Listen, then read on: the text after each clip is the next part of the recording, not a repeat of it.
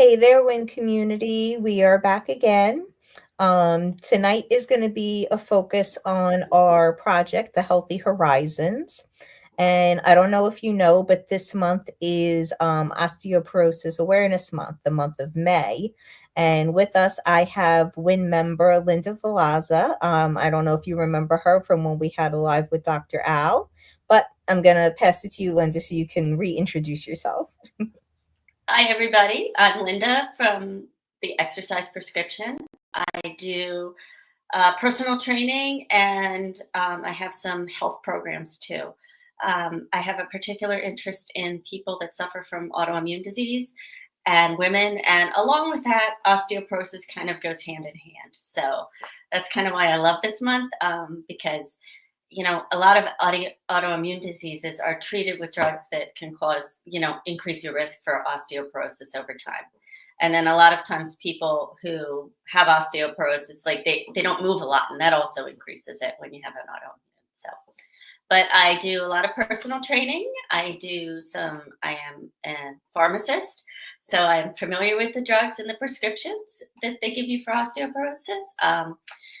Supplements, I've done additional supplement training, and I am an herbalist too. I enjoy herbal products like making herbal teas and things like that as a supplement to your prescriptions.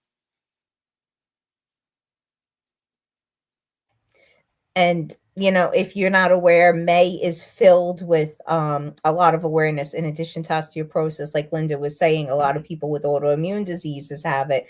I myself am a prime example. You all know I'm an autoimmune warrior. I have osteoporosis. And May is Lupus Awareness Month, celiac, Lyme disease. Those all fall under that category. So Yes. that's the other reason we wanted to bring this to the forefront for everybody. Yes. And if you've been to any of Linda's tea events, you know how knowledgeable she is with it and interesting to taste different flavors that you're not familiar with that can be of benefit. But today, Linda is going to help us with osteoporosis prevention tips. Say that 3 times fast. Through exercise, nutrition, and supplements. I think you're even going to demonstrate some of them today, right? Yes, if it all works out, yes, I am going to. That's great. So I will pass the floor back to you if you want to start with some exercise tips for everybody. Well, I'm going to start with a little bit of an overview first, just so you Oh, can sure. know You got why it. this is very important for me. 1 in 2 women in their lifetime will break a bone due to osteoporosis. That's 50% of women. So, if you had those odds in anything else, you'd take it. So, this is something we all need to worry about. Men too, men 1 in 4. But since we're all women here, we're going to talk about women. And one of the reasons women break more bones than men is because in the beginning we have less bone mass to begin with. Also, when we go through menopause, the loss of estrogen leads to a big decrease in bone mass. So your bones are constantly being remodeled. They're constantly being broken down and built up all throughout your lifetime. So what you need to do is you need to increase the amount of building up they do and decrease the amount of breaking down they do. And you can do this. And you need to start doing this when you're young. You can't wait till you're 80. And the other thing is, if you break a hip from osteoporosis, it's weird. The 1-year mortality after hip fracture, it's got a really wide range. It says 14 to 58%. So that's kind of weird. But there's 5 times a risk of death from non-breaking a hip to breaking a hip. So you're 5 times more likely to die Really? in the first 3 months after you break a hip. Yes. Oh boy. 300,000 hip fractures occur every year, and a quarter of those people end up in nursing homes. Okay. And of these, a half of those people will never regain all their previous function. So we need to know, we need to keep up, we need to keep moving. That's the life we all want to live. We want to have as full a life as possible. So that's why you need to be aware of this. So, even if you don't have osteoporosis, there's probably a good chance you have osteopenia, which is low bone density. And 55% of people over age 50 have that. Linda, is that like For everybody to understand, is that like the stage before Yes, osteoporosis? Okay. exactly. So you start with what they'll do is they'll do like a DEXA scan, which is a Gotcha. painless test. They'll it's X-rays basically, and then they'll give you what's called a T score, and based on your T score, that's where you fall. So when you have osteopenia, that's your warning flag. It's time to get moving. Okay, and we can make it better. That's the good news. So we want to talk a little bit about it. And the thing you got to worry about with osteoporosis is the 4 F's. So you start with frailty, okay? And that leads to falling, which leads to fracture, which leads to fatality. Not good. So something to think about here. So I know we wanted to talk about exercise first because that's my favorite. So let's talk a little bit about exercise. Exercises for osteoporosis, they love acronyms, you know that. So we have exercises for osteoporosis. They have to be they fall under the SAFE training, okay, which is strength, agility, flexibility, and equilibrium. What that means is we got to build strength in the muscles and the joints. You've got to be agile. What does that mean? You got to be able to react quickly. Falling is a quick thing. If you've ever fallen, although it seems as you're falling, time seems to slow down. But being able to recover when you trip and things like that takes agility and quickness. So you need to build some of that in your life, whatever that looks like, because that's will catch you. Does that have anything to do with and I could be wrong, but like your reflexes as well, or no? Reflexes, yeah, but you can even just build that fast movement kind of thing. And you can even Gotcha. do it seated in a chair. You just quickness and reactivity. You have Gotcha. to work on that in whatever, because as we get older, we slow down. So you have to be able to react quickly. Flexibility is just being able to move really well. Equilibrium, balance. You need balance. You should be training balance. Everyone should be. I love balance training because everyone improves with balance training. That's one of those things that if you start practicing it, you'll get better. I'm not going to say you're going to walk on a tightrope, but you'll get better, which is Oh my God. Even before osteoporosis, I don't know if I could do that. yes. Sometimes I'll tell people, if you need to improve your balance, try standing on one foot while you brush your teeth. Okay, every day. Mm, So, in the morning, you stand on your right foot. In the evening, you stand on your left foot. We're tying it to something you do every single day. So that's great, right? Because you won't forget. So we're not making it hard. So that's something you can start to do is practicing balance. I like that. Yeah. So And, that's and and then if you do it consistently, you can make it a habit then at least. It'll yes, just become automatic. yes. So practicing balance is great. Now, the other acronym that goes with osteoporosis training is SHOW ME, okay? SHOWME. So SHOW ME stands for S is for your spine, because we got to keep our spine strong. H is for the hips, strong hips, and we don't want to break hips. The W is for your wrists. Got to keep those strong too. You don't think about it, but when you fall, that's the first thing you put down. So a lot of people, their Yeah. first break will be a wrist break rather than something else. And then the other thing you have to think about when you're doing exercise is the ME, which is multiplanar and eccentric, which means you can't just move forward and back. You have to be moving side to side in all different directions. And eccentric means you need to do stuff that has impact. Okay. Wow, that's a lot. Yes, That's a mouthful. it is. But impact and quickness go together. So, and everybody here is saying, I don't want to jump. I hate jumping. Well, of course, we all hate jumping. The older you get, the more you hate jumping. But you need to add impact to your exercise. So, working out in a pool does not help osteoporosis at all, unfortunately. I mean, it can be a Um, beginning step because we always meet people with where they are, but it's really not going to build bone because there's no impact. and it's funny because that's so good for arthritis. It is. It is. Yeah, But that's where you that would think it would be good. Like people get confused. Even I thought it would be good for good that. for That's your first step, okay? So, Mhm. is it good? Yes.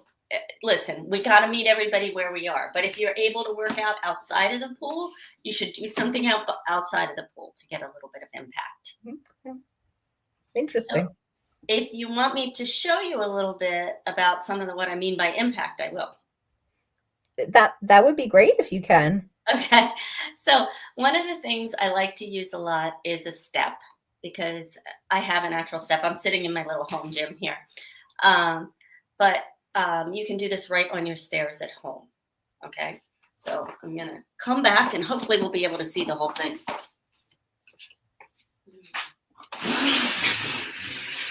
Okay. You're going to have to just see my feet based on what we got here. So, there's my little step, right? So now I'm standing on the step like this. Now to practice impact, you're going to practice just, and if you need to hold on, do it on your steps and hold on. You're going to just step down hard off the step. Okay? Just bam.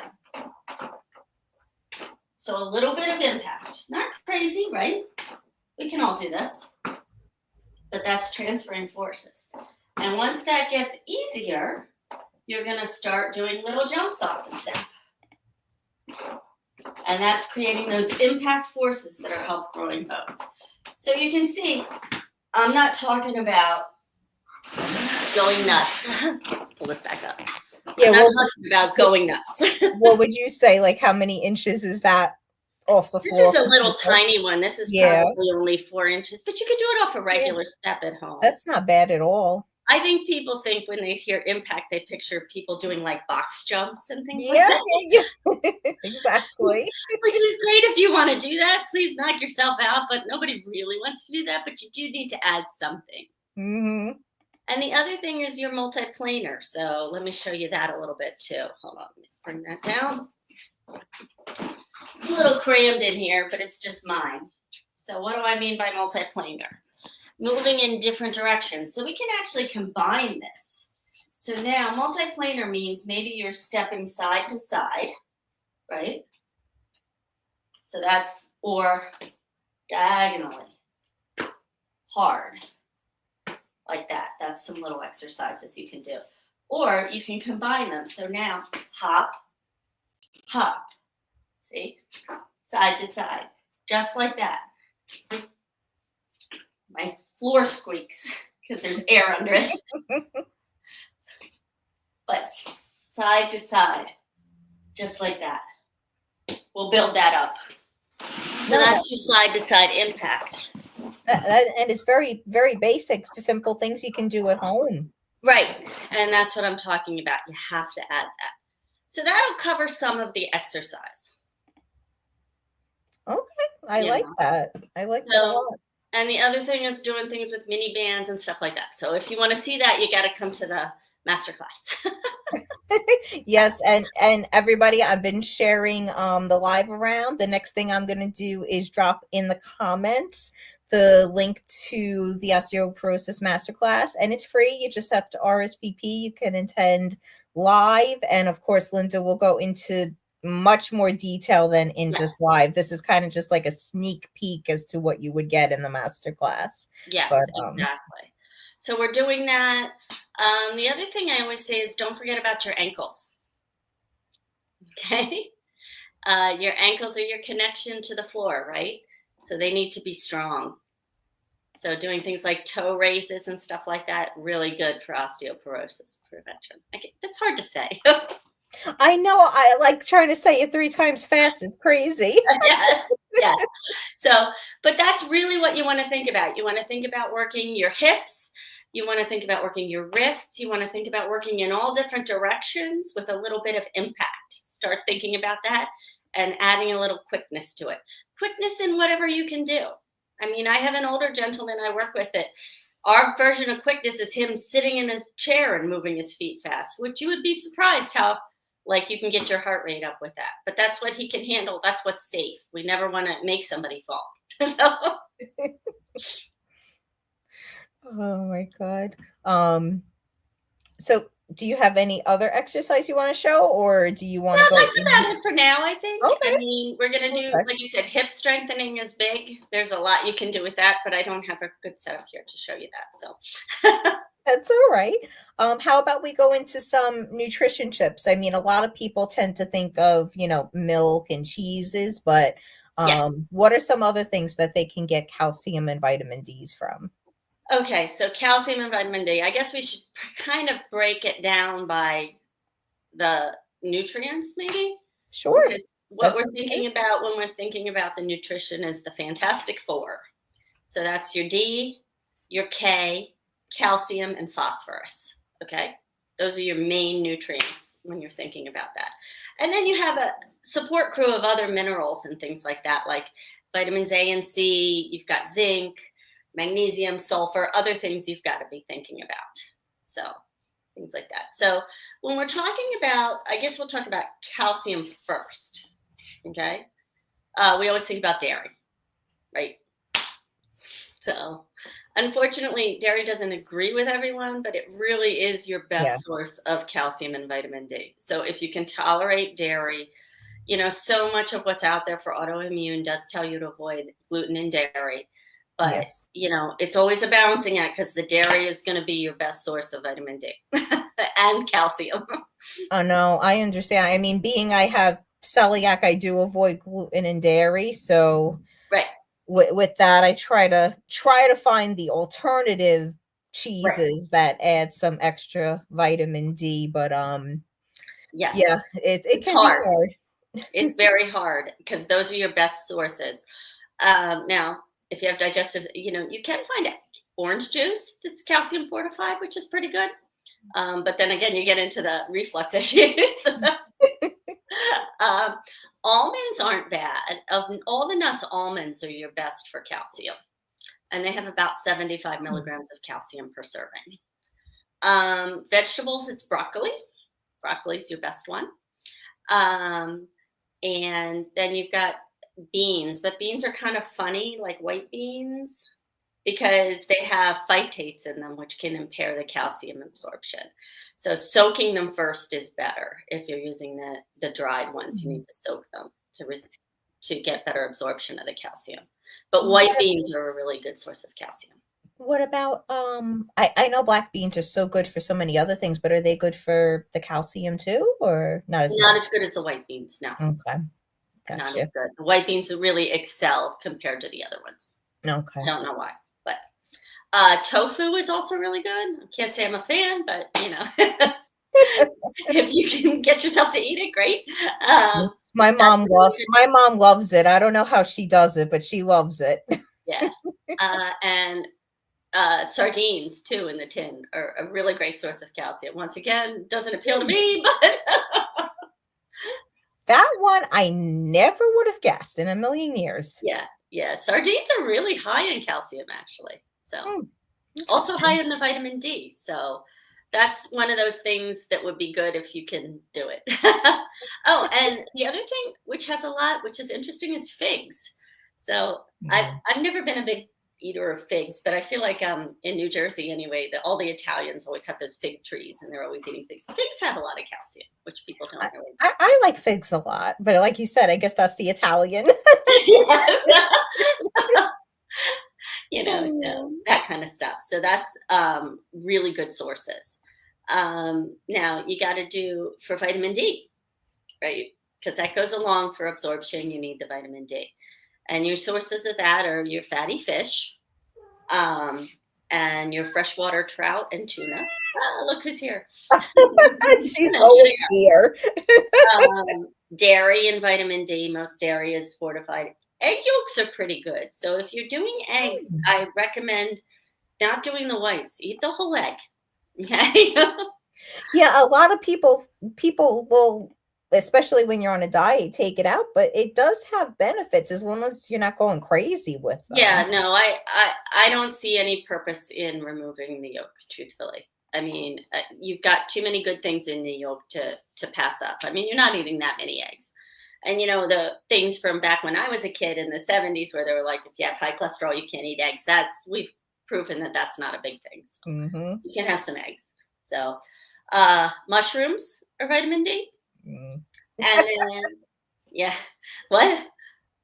I went, "Nope." Nope. Well, they're vitamin D rich. I don't mind them, but I don't eat a lot of them. Your best source of vitamin D is sunlight.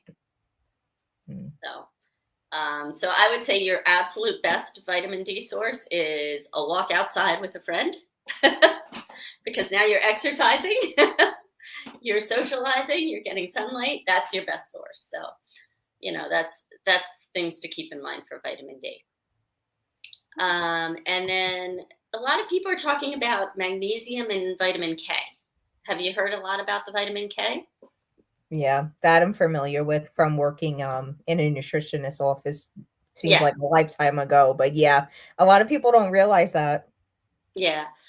Vitamin K is from your green leafy vegetables. Most people don't do get enough. So I don't think I would go outside the box, but that's your green leafy vegetables. And you're getting calcium in those too. So green leafy vegetables seem to be kind of an all purpose answer for everything. So eat those.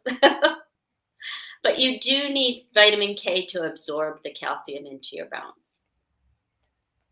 Yeah, most definitely. I mean, I even when I have the supplement, I always make sure it's like a D3 and K2 combination with it. Yes, Yeah, yes. it A lot of helps. people do that. Now, if you're going to do that, you've got to realize that you should be taking that supplement with a meal with some fat in it, Yes.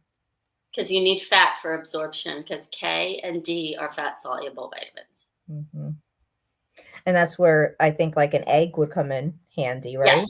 Yes. Yes. But, Excellent. and K is one of those things that works with clotting too. So obviously, if you're Mhm. taking one of the old blood thinners, you got to be a little careful. Remember, they always told you when you were on some of the blood thinners not to load up on like spinach and stuff like that. But that's your sources, is your green leafy vegetables on vitamin K. Yeah, they used to tell, my great aunt that because she was on blood thinners, I remember, and she was on, like you just said, the older school ones, so Linda's actually the perfect person to ask because she has the pharmacist background and she has, certificates and training in herbal remedies, so that's, like, the perfect combination, this way Yeah. you know what's gonna interact with what. Yeah. So that's the one big thing, is people don't really realize that. But so I don't usually do a lot of vitamin K supplementing, just because most people get enough, truthfully. So and the other thing you can think about is boron, which is a weird little thing. Once again, this is something that most people get enough of. So I wouldn't think um, it would be something you really have to supplement or anything. But boron rich foods we're back to those leafy vegetables, prunes, raisins, and non citrus fruits. So those Hmm, are all good sources. nice. All right. That was definitely I'll say a quote unquote mouthful, pun intended. So I Um, was going to tell somebody one of the best um, foods for one of the best recipes I have for osteoporosis, I would say, if you can tolerate it with the dairy and stuff, would be a broccoli and mushroom quiche. Okay, think about it. You got your milk, you got your dairy, you got your eggs and your egg yolks, you got your broccoli, you got your mushrooms. That's got all the osteoporosis foods in it. I If like you hate that. the mushrooms, you can leave the mushrooms out. Well, I would definitely leave it out, but I do like that recipe. I always love making like quiche or casseroles or something. And if you can Yes, handle eating everything like that, that is the best way to do it. I actually just made not that long ago, like a big frittata with the eggs yes. and all the leafy vegetables and some of the other things you said too. So yeah, I mean you can definitely get a nice combination with different recipes from everything that Linda just suggested. Right, and Um, really focusing on it. So, I yeah. agree. So what supplements would you suggest in your opinion? This way we cover exercise, nutrition, and supplements. Yeah, well, calcium possibly. Okay, and I'm going to say that with a little asterisk. Oh, Okay. interesting. Okay. Okay. So, because not everyone. weirdly enough, as much as we think everyone should take calcium, not necessarily. Okay. Um, but calcium or a calcium and vitamin D supplement is a good place to start. Just keep in mind when you look at your calcium supplements, your body can't absorb more than 500 milligrams at a time. So if it's got some mega dose of calcium in it, it's 1,000 milligram pill, which would be huge anyway. You can take it all at once, but you're only getting 500. So don't even take this, you know? So calcium and vitamin D, and calcium comes in a bunch of different forms. So your main forms are your calcium carbonate and your calcium citrate. Both of them are good. Nothing against the carbonate, okay? The citrate is a little better if you're on acid lowering medication. So if you have a lot of reflux and you're taking things like Prilosec or Nexium, pantoprazole, all that kind of stuff for reflux, you may need to take the citrate. Otherwise, it's a pick 'em. You could take either one. Yeah, I always leaned more towards that because I used to have a lot of issues with the celiac disease before I got, Yeah, completely set up with my gluten-free diet. So, but I still have a tendency to lean towards that one the as well. citrate. Yep. Yeah. Yeah, and both are very popular. There's some decent brands. There's a brand called Solaray, which makes a plain. I was Mhm. looking them up because I like to follow up. And Bayer makes a Citracal Petites, which is calcium and vitamin D, which has 400 of calcium milligrams and then 500 units of D. So that's a pretty good one too. So even remember that you're going to get some calcium from your diet. Now, if you're really eating no dairy or anything like that, you're going to have to go a little higher on your supplementation. But otherwise, you may want to just think about only going for the 400, instead of, I mean, we're supposed to be getting at least 1,000 milligrams of calcium a day up to age 50. Over age 50, you're supposed to be getting 1,200 milligrams a day. But you are eating some. No, thank you so much for going over that, giving recommendations for brands you approve of and Yeah, dosages, because a lot of people do get confused with that. So women especially, check your bottles, check the labels, and see if there's any tweaks you need to make with your own right. journey along this. Thinking about separating it out like that, Yes. and not getting a bunch at once. And you got to look at the way it is because some of the ones will advertise like they have mini tablets. A lot of Mhm. times, then you have to take two, so you got to be aware of that. So look at your directions, which you'd be surprised how many people don't do. Um, you will find calcium with, like you said, with D and magnesium and K, like all in one tablet. Mhm. But I couldn't find a brand that I usually get most of my brand recommendations from a place called Consumer Labs, and they didn't have much luck with those maximum, with those multi products like that. They didn't tend to test out real well. So, and then they tend to be a little bit on the expensive side too. So, sometimes it's better off to just take a calcium and a magnesium or something like that. Yeah. Yeah, I And I do that separate too, for the most part. I mean, I wish they would find find a way to put them all in one, it'd be so much easier, yeah, but but yeah. so far the ones they were there didn't test out real well. So the only other thing is if you have coronary artery disease, if you're one of these people that has a lot of congestive heart failure or not congestive, but tends to form plaques in their arteries, you got to watch the calcium intake. So then you don't really want to be upping the supplements real high. Then you really want to just concentrate on the food because they Okay. can be implicated in some of plaque formation in your coronary arteries.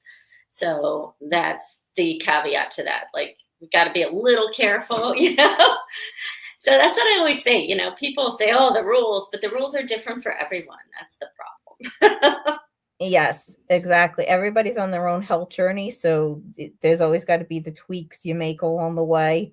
Right. And the other thing is, you've got to understand that some people, have different things. Like they have different, you know, pre-existing conditions, and Mhm. you need to understand that some people, it's always a push pull, right? Like it's always a risk benefit thing we're talking about. So you have to pick your risks and benefits. So, and that's the thing. So you got to kind of weigh it out. Anytime you take a medication or a supplement, there's going to be some risks. So you've got to minimize those and find out if the benefits way outweigh those, then it's the right thing for you. If they don't, then you might want to not do it. I agree. Yeah. Well, Linda, thank And you. the only other thing I wanted to mention was the vitamin D. Oh, Um, sure. Go right ahead. yeah. The supplements on that, I'm not going to recommend that you just willy nilly take vitamin D. You can take it if it comes in your calcium supplement, that's fine. But that should be your doctor can run a very simple blood test and test your vitamin D level. And then they'll decide how much vitamin D you need. You know, a lot of people are deficient. And it's very interesting. We don't even know, we're playing around with what's the optimal level, but the darker skinned you are, actually, the more likely you are to be deficient. Huh. Interesting enough. We don't know what that means though. So, yeah. Yeah. So, so And with autoimmune warriors, I know myself, unfortunately, my vitamin Ds are always pretty low. Even when they're in the normal, they're still low. So right, it's right. always good to get it checked when you have Yeah, one or when multiple. they do your blood work, tell them to pull your vitamin D, especially if you Yep. don't like to be outside or you're not outside a lot. Gotta pull that vitamin D. So, otherwise, and a lot of people will be low, and it's also seasonal. So some people only take it in the winter because it comes from sunlight. So if you don't, depending on where you live and what the weather is, you're going to need more. So, and if you tend to run fine, then you might not need it in the summer. So you want to aim for a blood level, I would say, of at least 40. So, but your doctor will check that. If it's low, they're going to recommend you take 1,000 or 2,000 IU's a day. If not, you're going to stick around 400 IU's. That's a safe amount for most people. So, but don't be going to those 1,000, 2,000, 5,000 international units of vitamin D unless you're tested to be low. That's not something you want to just, do by yourself. Hmm. Interesting. Thank you. Mhm. I really appreciate all the information you've given, from exercise to nutrition to supplements, and I think it will help spread a lot of awareness. So what I want to do a minute is I just want to take a second to screen share Linda's website with everybody, even though I did drop the link in the comments. I just want to share her website so you can see it here. And this page that I have pulled up is for her osteoporosis masterclass. As you can see, it's Wednesday, May 28th at 7 p.m. and you can RSVP right here. But if you are interested, please do it soon as seats are limited. And while you're on there, you can also check out past events, her blogs, her services, anything like that. So I Yeah. just wanted to take a minute to share that with you all. And Linda, do you have any closing thoughts that you like to add for the W.I.N community? Not really, except that remember that this is something, the earlier you start on this osteoporosis prevention, the better off you're going to be. So, a lot of people are thinking this is something for people over 50, but you're still building that bone mass when you're young. So get the head start on this because you're going to need it. So if you're not, getting what you need in your diet, or if you're not, getting what you need exercise wise, you're going to have a problem later. I mean, there's a good chance you're going to have a problem later anyway. So, I agree with that tenfold, because as an autoimmune warrior, I actually got diagnosed with osteoporosis, believe it or not, at age 19. yes. See? Yep, 19 people.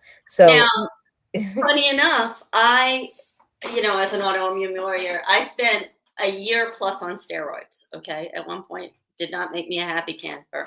If you've ever done any steroids, steroids can cause osteoporosis. That's one of the things. Other risk factors from osteoporosis are being white, having these little wrists, small bones, and being Asian. All those people are really at a high risk. So you got to keep that in mind. But I will tell you, I am 56, and I don't have osteoporosis. And that's kind of amazing based on my family history, which is positive for it, and the fact that I spent all that time on steroids. But I really work hard to keep my calcium and my vitamin D level up.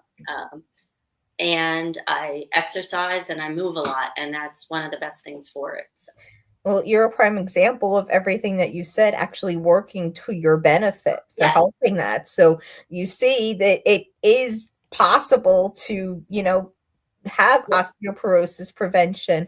And like you said, it is genetic. My mom has it. I have it. We're both autoimmune warriors. So no matter what end of the stick you're on, whether you're trying to prevent it or you got it young and you're trying to keep it from getting worse, all these tips can definitely help. So, Linda, I just want to yeah, thank you again for you giving your time and your knowledge to everyone.